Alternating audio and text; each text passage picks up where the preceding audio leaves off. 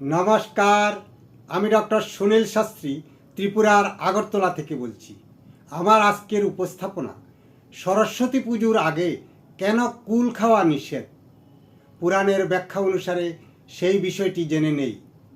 সরস্বতী পুজোর আগে কুল খেতে নেই একথা আমরা ছোটবেলা থেকে শুনে আসছি, কিন্তু কেন এই নিয়ম? এর পেছনে রয়েছেন এক চমৎকার পুরাণের কথা। কথিত আছে যে দেবী সরস্বতীকে খুশি করতে মহামুনি ব্যাসদেব বদ্রিকাশ্রমে তপস্যায় বসেছিলেন। তপস্যায় শুরুতেই দেবী সরস্বতী তার কাছে একটা শর্ত দেন।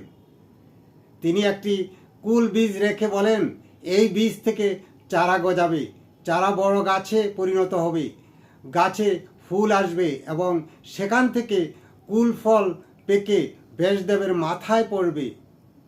সেই দিন তার তপস্যা সফল হবে। ব্যাসদেব শর্ত মেনে তপস্যায় বসেন এবং ধীরে ধীরে সময়ের সঙ্গে কুল বীজ থেকে গাছ জন্মায় এবং একদিন সেই পাকা কুল ফল ব্যাসদেবের মাথায় পড়ে। তখনই তিনি বুঝতে পারেন যে দেবী সরস্বতী তার প্রতি তুষ্ট হয়েছেন। সেই দিন ছিল পঞ্চমী।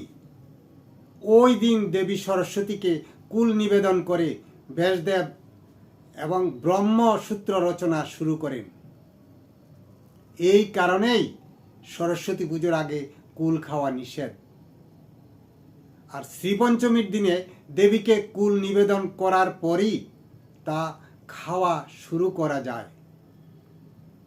বন্ধুরা, আমার এই উপস্থাপনা আপনাদের যদি ভালো লেগে থাকে তাহলে লাইক, শেয়ার, সাবস্ক্রাইব এবং কমেন্টস করে আমাকে উৎসাহিত করবেন, যাতে পরবর্তী উপস্থাপনাগুলো আপনাদের কাছে সর্বাগ্রে পৌঁছতে পারি। নমস্কার।